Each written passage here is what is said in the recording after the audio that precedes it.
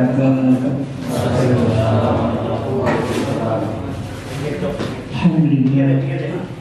الحمد لله الذي أرسل رسوله بالهدى ودين ليظهره على الدين كله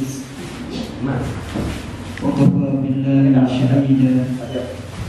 أشهد أن لا إله إلا الله وحده لا شريك له وأشهد أن محمدا عبده ورسوله لا نبي بعده. اللهم صل وسلم على حبيبنا ومولانا محمد بن عبد الله صلى الله عليه وسلم وعلى آله وأصحابه ومن والاه.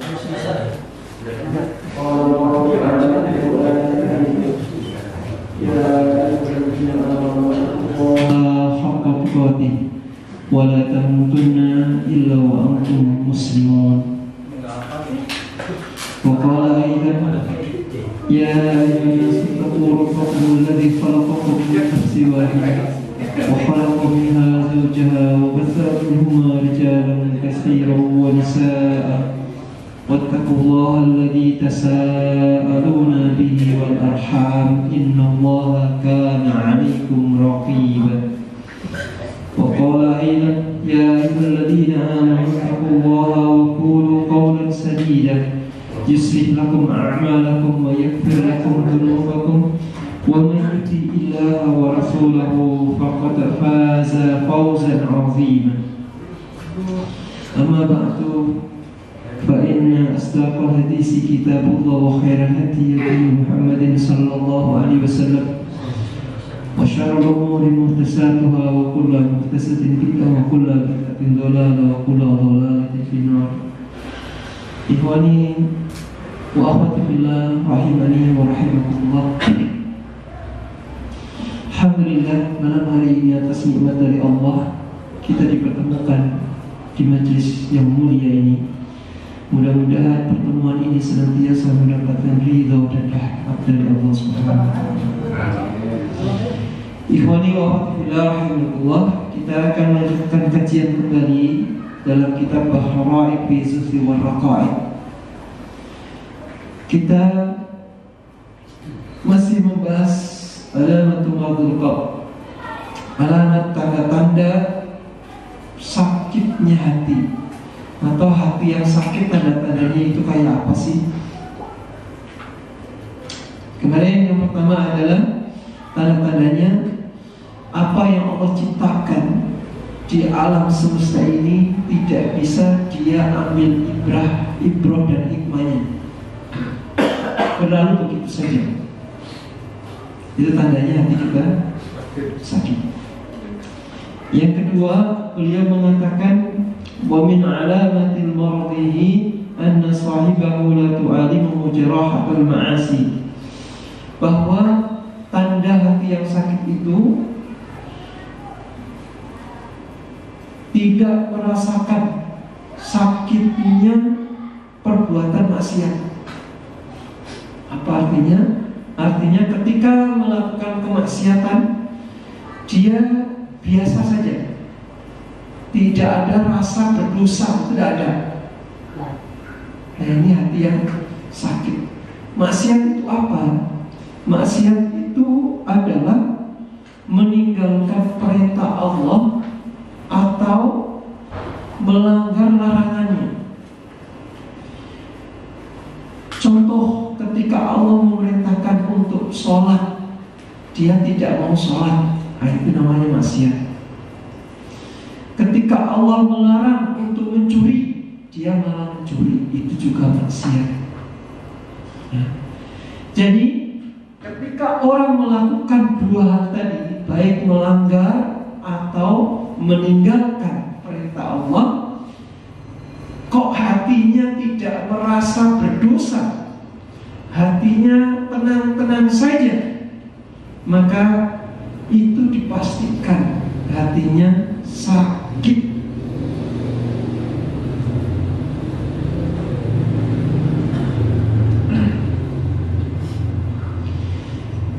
Kamakila, sebagaimana dikatakan wa ma li jurhin bimayyit ilahu, maka mayit itu ketika disakiti tidak akan sakit, udah mati. hati yang sakit itu pun ketika melakukan perbuatan yang maksiat, perbuatan yang menyebabkan penyakit, itu pun nggak sakit. Contoh saja begini, contoh bapak kita. Kalau bapak hatinya atau badan bapak itu sehat, pernafasan bapak, paru-paru bapak itu sehat, kemudian pergi ke tempat Bantar Gebang habis hujan, tempat sampah sana lagi, kira-kira terasa bau apa enggak? Bau, pasti bau, bau banget. Kita rasa bisa-bisa kita muntah gitu ya, rasa terganggu. Tapi anehnya, orang-orang yang hidup lama di sana ada terganggu nggak? Tidak. Bukan, ini bukan berkaitan dengan sakit hatinya. Maksudnya sudah biasa dia tuh seperti itu. Mungkin pernapasannya, paru-parunya, penghirupannya itu sudah biasa. Sudah kotor di dalamnya. Bisa karena biasa. Bisa karena biasa. Kurang lebih seperti itu. Kurang lebih seperti itu. Nah itulah ibarat kata seperti itu. Makanya ketika hati yang sakit itu melakukan kemaksiatan, nggak terasa sakit, udah biasa lah. Gitu loh. Karena kalau melihat orang yang seorang wanita tidak pakai jilbab jalan-jalan itu, merasa nggak kalau dia berdosa? Hampir nggak merasa. Karena apa? Sudah biasa. Coba bayangkan, kalau ada orang yang selalu pakai jilbab, kemudian dia keluar rumah tidak pakai jilbab, merasa nggak dia merasa berdosa nggak? Pasti merasa berdosa. Pasti. Dan yang sehat seperti itu. Orang yang biasa sholat, selalu mengerjakan sholat, satu kali saja tidak melakukan sholat, merasa berdosa nggak dia? Merasa berdosa, nyesel, nangis, seperti itu. Itulah perbedaan ketika hati yang sakit itu merasa tidak sakit.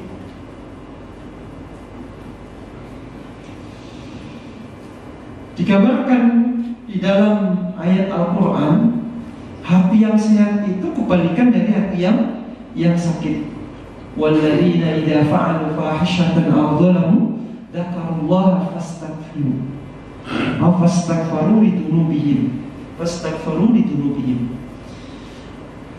Dan orang yang bertakwa itu punya ciri. Orang bertakwa itu dipastikan hatinya sehat. Pasti, tidak mungkin tidak. Pasti. Orang bertakwa itu pasti sehat. Dia punya ciri.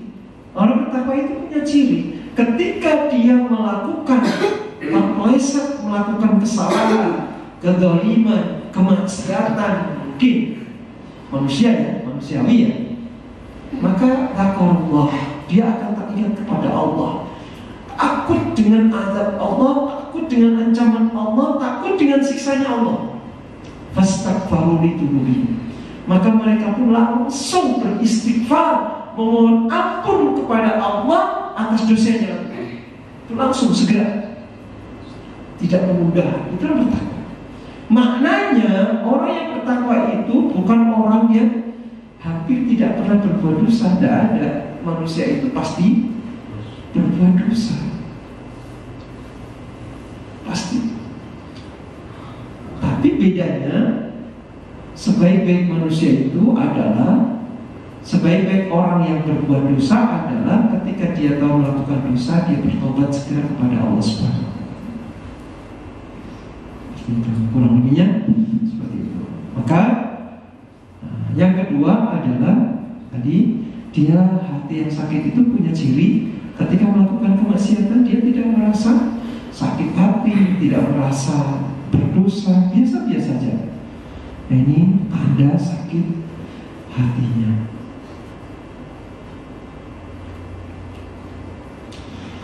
Qala Hasan al-Basri fi qoulihi ta'ala, di dalam firman Allah Ta'ala, kalla bal rana ala qulubihim ma kanu yaksibun, sekali-kali tidak. Hati mereka itu hati mereka itu dengan melakukan dosa itu tertutup lagi, kena tutup dengan apa yang mereka lakukan. Beliau mengatakan wadadun ala tanbi, wadadu ala tanbi, itu adalah dosa di atas dosa. Dosa, udah melakukan dosa, kemudian dosa lagi. Jadi bertumpuk-tumpuk, nggak terasa itu dosa. Dia nggak merasa kalau itu dosa. Ikhwanullah, kalau kita melihat orang itu ketika melakukan sekali perbuatan dosa dan itu berhasil, besok itu akan ingin mengulangi kembali dosa itu. Makanya jangan sampai perbuatan maksiat itu adalah menjadi hobi atau bahkan menjadi karakter.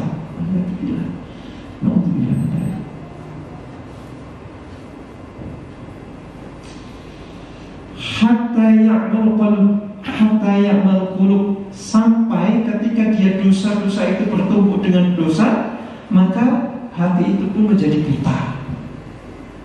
Kalau hati udah buta, dia tidak bisa melihat kebenaran, dia tidak bisa melihat kebatilan, tidak akan bisa memisahkan mana yang hak, mana yang batil, mana sih yang benar, mana yang salah. Tidak tahu dia, tidak tahu. Wa amma salimul qalbi, sedangkan hati yang sehat itu fayattabi'us sayyi'atal hasanah, ketika melakukan satu dosa segera dia melakukan kebaikan. Maknanya apa? Ketika dia melakukan dosa langsung bertobat, beristighfar untuk menghapus dosa yang dia lakukan.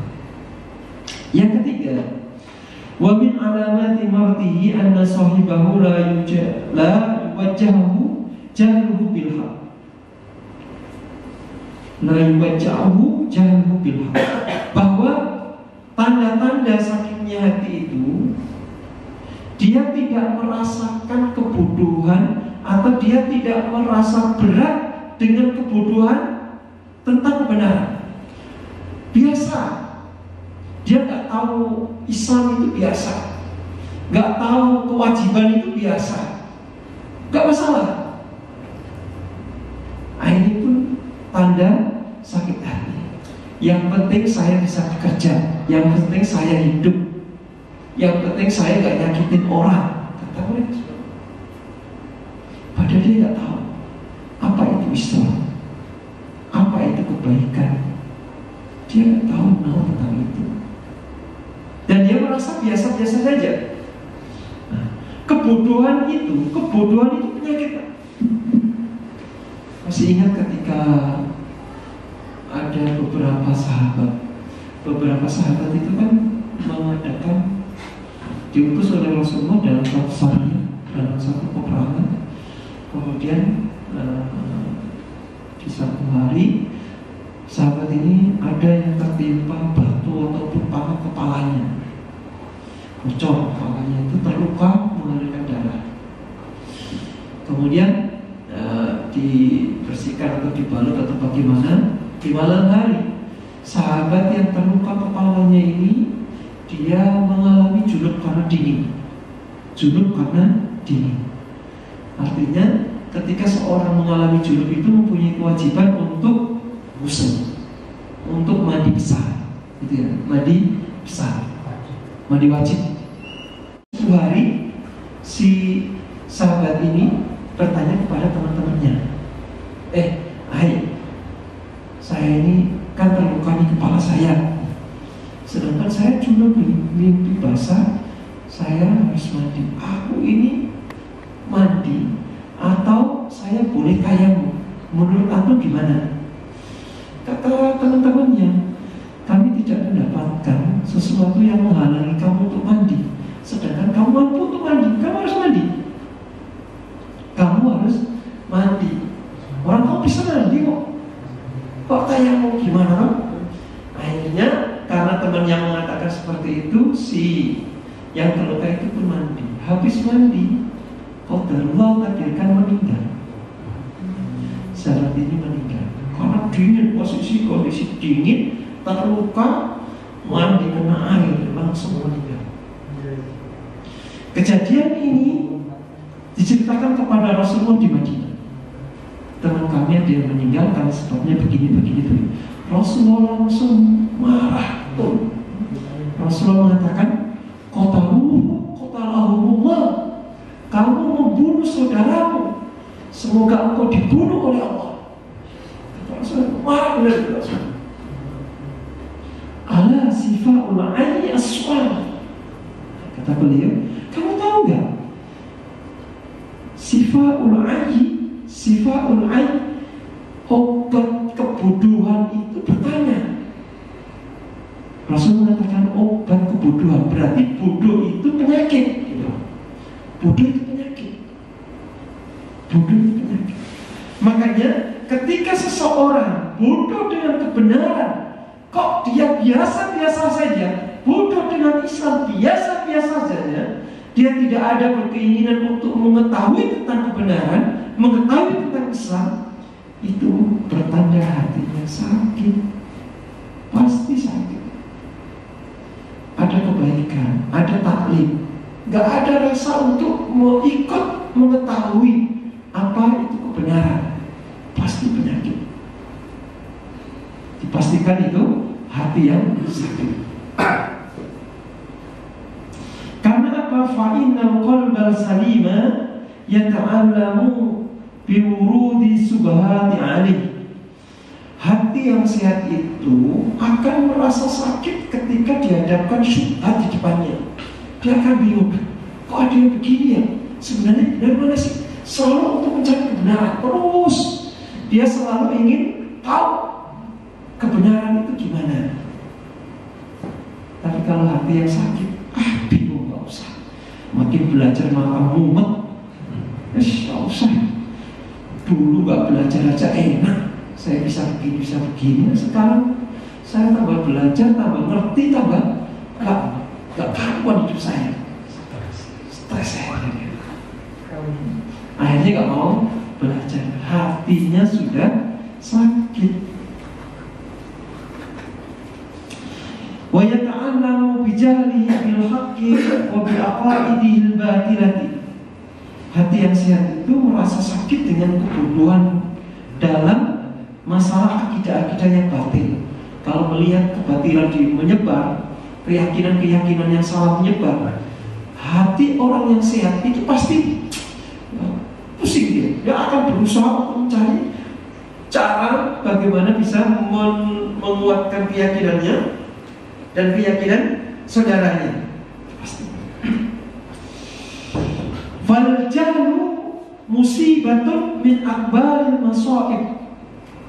Kebodohan itu adalah musibah yang paling besar.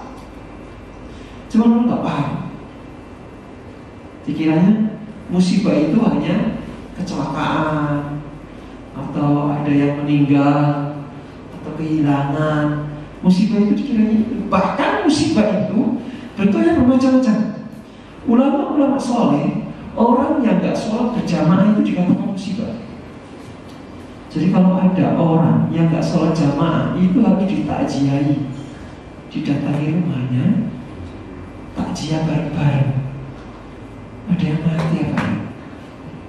Bukan masalah yang mati. Kenapa kok gak datang ke masjid itu? Kenapa? Rasulullah itu kan seperti itu. Habis sholat, kenapa Rasulullah itu kalau habis sholat selalu berpaling dari kiblat menghadap ke makmum? Salah satu manfaat atau fungsi itu adalah ingin melihat jamaah sahabat yang datang, yang tidak itu dilihat. Ketika mendapati salah satu dua orang sahabat yang nggak datang, ditanya, kemana sahabat Fulan bin Fulan? Oh, orangnya safar ya Rasul. Oh, orangnya sakit. Kalau sudah seperti itu, Rasul tahu, baru Rasul bisa melakukan sesuatu. Oh, yang sakit kita tengok, yang safar kita ada. Satunya. Jadi musibah, salah satu musibah adalah kebodohan. Maka jangan dibiarkan musibah itu. Jangan dibiarkan.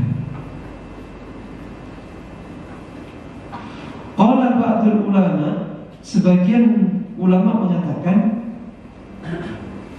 ma'asiyallahu bidarbin akbahu minal jahli. Tidak ada kemaksiatan dengan satu dosa yang paling jelek kecuali kebodohan. Kebodohan itu adalah kemaksiatan, dosa yang paling jelek. Kenapa? Karena dengan kebodohan itu dia akan melakukan kemaksiatan. Kan kalau bodoh kan diampuni. Kalau melakukan dosa kan bodoh, berarti diampuni dong? Enggak ada alasan diampuni dong bodoh. Allah itu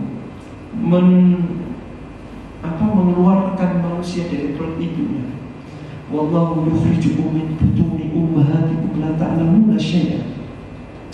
Sesungguhnya Allah mengeluarkan kalian dari rahim ibu kalian, la ta'lamuna syai'an, tidak mengetahui sesuatu apapun. Tapi Allah telah menjadikan mendengar absor wal afidah, menjadikan pendengaran, penglihatan dan hati akal. Dikasih semua orang yang lain. Dikasih mata, dikasih telinga, dikasih hati dan akal. Untuk apa? Supaya digunakan untuk belajar. Maka tidak ada alasan. Wah, kalau begitu saya nggak mau belajar. Kalau belajar, kalau ilmunya nggak mengamalkan, dosa. Mendingan saya nggak usah belajar. Ente nggak belajar, dosa. Ente nggak belajar, dosa. Ente belajar tahu ilmu nggak mengamalkan, ente dosa. Mau apa? Ya udah, yang terbaik adalah belajar. Belajar itu ibadah, amalkan semampu kita. Amalkan semampu kita. Wakilah Imam Sahal, ada yang bertanya kepada Imam Sahal, ya Aba Muhammad, wahai Abu Muhammad, ayu syai'in akbahu minal jahli, sesuatu apa yang paling jelek dari kebodohan? Maka qala, beliau menjawab, al-jahlu bil jahli. Beliau mengatakan bodoh di atas kebodohan. Apa itu bodoh di atas kebodohan? Bodoh di atas kebodohan itu maksudnya begini. Orang itu bodoh, tapi nggak rasa kalau dia bodoh. Itulah bodoh di atas kebodohan. Itu kan manusia itu ada seperti itu. Banyak. Dia sebenarnya nggak ngerti, tapi nggak sadar kalau dia itu nggak ngerti, sehingga dia tuh nggak mau tahu. Nah itu bodoh banget itu. Nah itu mau bilang belajar. Kalau orang bodoh, dia sadar dia bodoh dan belajar, kurang bagus. Dia mau belajar. Udah bodoh, nggak sadar dia bodoh, tahu lagi. Allah lengkap sudah. Orang kayak begitu tuh perlu di inna lillahi wa inna ilaihi raji'un. Dirupiah. Jangan sampai lah ya. Maka kita harus paham bahwa kita ini masih bodoh dengan agama kita. Percaya nggak kalau kita ini masih banyak ilmu yang belum kita ketahui? Percaya. Saya yakin. Semakin kita belajar, semakin merasa bodoh, semakin kita nggak tahu. Ya Allah, masalah begini sih tentang saya. Udah ada jawabannya, udah dibahas oleh ulama-ulama soleh dulu, kita yang nggak ngerti. Udah selesai pembahasan. Islam itu sudah sempurna di zaman Rasul. Jadi semua persoalan yang ada di kehidupan itu sudah dijawab, semuanya sudah ada semuanya. Nah kok bingung? Kenapa bingung? Karena tidak tahu, karena bodohnya kita. Makanya Abdullah bin Mas'ud itu punya perkataan mengatakan bahwasanya umurku itu sangat pendek. Paling lama itu 60-70 gitu. Sedangkan ilmu Allah itu tidak terbatas. Ilmu tentang Islam itu begitu banyak. Ada ilmu tentang Islam banyak, ilmu tentang kehidupan banyak. Kalau saya menggunakan umur saya untuk mencari ilmu Islam dan mencari ilmu kehidupan, gak cukup. Maka saya gunakan umur saya untuk mencari ilmu agama dulu. Kalau masih sudah selesai ilmu agama dan masih ada sisa umur, cari masalah dunia. Nah sekarang orang sekarang itu ini digabung, ilmu dunia diempok, ilmu akhirat dicicipi. Manis gak ya? Hanya seperti itu. Makanya kalau kita melihat sekolah itu, ilmu tentang Islam itu 2 jam, ilmu tentang masalah untuk maisha, untuk mencari dunia itu berjam-jam. Tapi itu mah Ya. bisa pindah juga itu tercantumkan harus pindah dulu agama kemudian juga. Apa ya Pak? Maksudnya? Ya tadi Ustaz kan bicara masalah Ilmu. dengan dunia dulu gitu ya. Iya. Kan waktu saya kecil belajar Safina itu kan dunia dulu baru dunia. Dunia dulu baru dunia. Gimana Pak? Dunia dulu baru akhirat. Dunia dulu baru akhirat atau akhirat dulu baru dunia? Dunia dulu. Dunia dulu. Iya. Biasanya waktu itu biasanya. Oh. Dengar nggak Pak? Yang mana? Rabbana atina fid dunya hasanah itu atau gimana? Enggak, waktu belajar di Safina itu tapi dunia hasanah harus dunia dulu. Baik. Doa itu kalau doa Bapak lihat, Rabbana atina fid dunya hasanah wa fil akhirati hasanah wa qina adzabannar. Dunia baik, akhirat baik, begitu maksudnya. Nah, dunia dulu maksudnya di sini kan? Iya nggak Pak? Maaf nih Pak yang Safina itu tempat pernah belajar Safina nggak? Safina itu kita berapa? Iya. Safinatul Ajar. Jadi ada kayak kitab tutunan itu. Iya, Safinatul Ajar bisa. Kenapa? Itu di situ Pak Pak. Haji bilang di dalam kitab itu yang dipelajari dunia dulu baru akhirat. Iya, Jadi itu. dinamakan dunia dulu Pak Haji sebelum belajar akhirat. Iya. Saya juga belajar Safina, saya belum menemukan. Ya begitu. Nah, itu. Kita masalah kali ini. Kalau itu Justru itu yang asli belum Pak. Enggak. Mazhab Syafi'i. Yang makanya bahasa Jawa itu kalau nggak salah. Mazhab Syafi'i itu Pak. Mazhab Imam Syafi'i itu mengatakan begini. Imam Syafi'i itu mengatakan man arada bid dunya fa alaihi bil ilmi wa man arada bil akhirah fa alaihi bil ilmi fa man arada bihima fa alaihi bil ilmi. Siapa yang menginginkan dunia dengan ilmu, belajar ilmu dan akhirat dengan ilmu, menginginkan dunia akhirat dengan ilmu. Itu Mazhab Syafi'i seperti itu. Syafi'i itu mengatakan beliau seperti itu. Maka kalau kita ini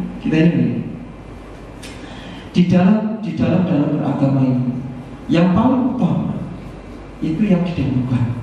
Ada kebutuhan primer, ada kebutuhan sekunder. Ya, ada kebutuhan yang tidak boleh ditunda, ada kebutuhan bisa ditunda. Ilmu pun sama. Ada ilmu yang bisa ditunda, ada ilmu yang tidak bisa ditunda. Tidak bisa. Contoh, ilmu yang tidak bisa ditunda. Ilmu apa itu? Ilmu mengenal Allah, gak bisa ditunda. Ilmu tentang sholat, gak bisa ditunda. Gak bisa ya. Soalnya apa? Itu kebutuhan primer kita, kebutuhan waktu kita, detik kita itu butuh Allah. Setiap sehari semalam itu butuh sholat. Sehari semalam itu pasti orang Islam pasti sholat. Kalau nggak sholat, saya yakin itu bukan orang Islam. Itu dipertanyakan keislamannya kalau nggak sholat. Berarti itu ilmu itu namanya ilmu primer, ilmu yang tidak bisa ditunda. Sedangkan ilmu yang bisa ditunda itu dipelajari kalau ada waktunya. Apalagi kita tidak terlalu membutuhkan. Misalkan kita suruh membuat lampu ini, bisa nggak? Nggak perlu, kita nggak bisa mungkin. Seandainya saya nggak bisa membuat ini, tapi saya bisa beli nggak? Kita punya uang, bisa nggak beli? Beli saja, gampang beli jadi. Tapi mengenal Allah nggak bisa dibeli.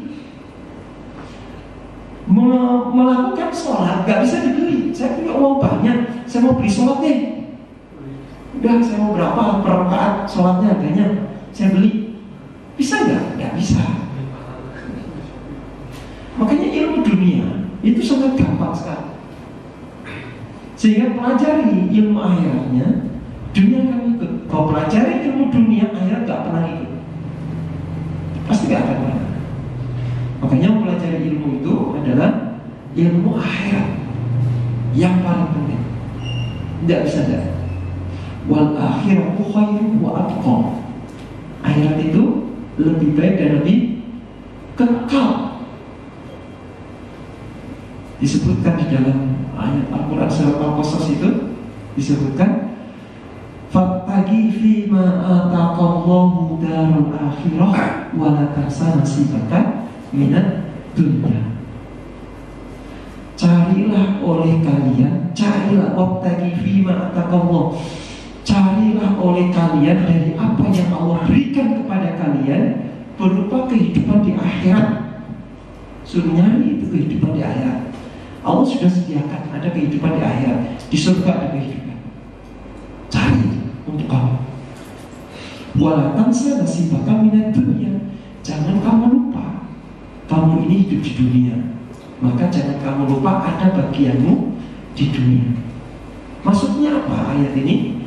Maksudnya bukan berarti kalau begitu saya belajar dunia 50%, akhirat 50%. Enggak, bukan begitu. Bukan menyamakan posisi ilmu syar'i dengan ilmu untuk kehidupan diposisikan sama. Enggak. Ayat itu bukan bercerita tentang itu. Bukan perintah untuk itu. Tetapi ayat itu sebagaimana di dalam tafsir Al-Qurtubi itu disebutkan bahwa ayat ini menerangkan kepada kita, jadikan semua nikmat dunia yang Allah berikan, yang kita terima dari Allah ini untuk mendapatkan akhirat kami. Jadi apa yang kita punya nih? Apa yang Allah berikan pada kita? Telinga kita, mata kita, mau kesehatan kita, waktu kita, harta kita, semua yang Allah berikan ini adalah kendaraan, alat untuk mendapatkan akhirat kami. Gunakan semua, gunakan itu semua. Itu maksud ayat itu semua. Bukan penyamaan kedudukan antara dunia dan akhirat disamakan 50-50 lah, seimbang. Dunia akhirat itu seimbang. Maksudnya nyimbangkan sesuatu yang gak sama itu kan gak boleh kan? Ya kan? Permata ditimbang permata sekilo dengan sampah sekilo, kira-kira itu disamakan bisa gak sama harganya? Ya gak akan bisa sama seumur. Akhirat itu permata, lu'lu' wal marjan. Akhirat. Kalau dunia itu kan sampah, jadi tidak bisa disamakan. Tidak bisa disamakan. Menyamakan dunia dengan akhirat itu analogi yang sangat jauh sejauh-jauhnya. Jauh banget, sangat jauh sejauh-jauhnya. Orang goblok aja ngerti kalau itu gak bisa gitu loh. Kok bisa? Sampai seperti itu. Jadi Allah, kita pahami bahwa umur kita itu sangat pendek sekali. Maka gunakan umur kita untuk mengetahui tentang kewajiban kita kepada Allah, supaya kita bisa memberikan hak-haknya Allah. Kalau kita memberikan haknya Allah, kita akan mendapatkan hak kita. Apa itu hak Allah? Hak Allah itu adalah beribadah hanya kepada Allah saja, tidak berbuat syirik sedikit pun dalam ibadah kepadanya. Itu haknya Allah. Apa hak yang akan kita dapat? Allah akan masukkan kita ke dalam surga. Udah bisa ya? Oke. Itu juga ada orang lagi. Masih 5 menit. Ada yang mau tanya silakan. Ya. Baik. Ada kalimat yang sering kita mungkin ya. Ada hablum minallah dan hablum minannas itu harus seimbang di dunia. Nah yang dimaksud dengan apakah kalimat itu benar? Pertama pertanyaan Ustaz. Kalau misalnya kalimat itu benar, contoh hablum minannas itu seperti apa? Betul, kalimat itu sangat betul. Baiknya hubungan kita kepada Allah itu akan tercermin baiknya hubungan kita dengan manusia. Itu pasti, nggak mungkin enggak. Nggak bisa dipisahkan. Itu nggak bisa dipisahkan. Makanya contoh daripada hablum minannas itu adalah berbuat baik dengan manusia. Orang yang baik itu pasti dicintai oleh Allah. Orang yang dicintai Allah pasti berbeda dengan manusia. Rasulullah contoh, contoh konkret Rasul. Rasul paling baik dengan manusia kan? Manusia paling baik, dengan hewan binatang aja paling baik. Rasul itu mengajarkan kebaikan itu luar biasa. Nyembeli hewan itu nggak boleh dengan pisau tumpul, boleh nggak? Nggak boleh. Pokok ini nggak boleh. Harus tajam, benar-benar tajam. Dan tidak boleh dilihatkan oleh temannya, nggak boleh lihat. Ayah yang sini lihat teman saya dulu ya. Nggak boleh. Nggak boleh. Itu saking berbuat baiknya dengan hewan. Kepada manusia lebih-lebih. Rasulullah itu tidak pernah, hampir tidak pernah menyakiti manusia. Enggak. Beliau didolimi oleh siapapun, nggak pernah dibalas. Tapi kalau Allah yang didolimi, hukum Allah yang diinjak, dia marah. Baru beliau marah. Kalau hanya haknya beliau yang dihina oleh manusia, dimaafkan. Rasulullah itu hak minan nasnya, subhanallah, luar biasa. Makanya dalam Islam itu diajari belajar adab terlebih dahulu sebelum belajar ilmu. Adab memang penting sekali. Adab itu nomor satu sebelum aku belajar fikih, sebelum aku belajar ilmu yang lainnya. Harus beradab dulu. Ya Abdullah Ibn Mubarak mengatakan aku belajar adab 30 tahun, belajar fikih 20 tahun. Gampang belajar fikih itu. Belajar ilmu syariat itu gampang. Tapi belajar adab itu membutuhkan waktu yang panjang. Nah, seperti itu. Udah selesai artinya. Maka fi hadzal qadar aku qouli hadza subhanakallahumma wa bihamdika asyhadu an la ilaha illa anta astaghfiruka wa atubu ilaik.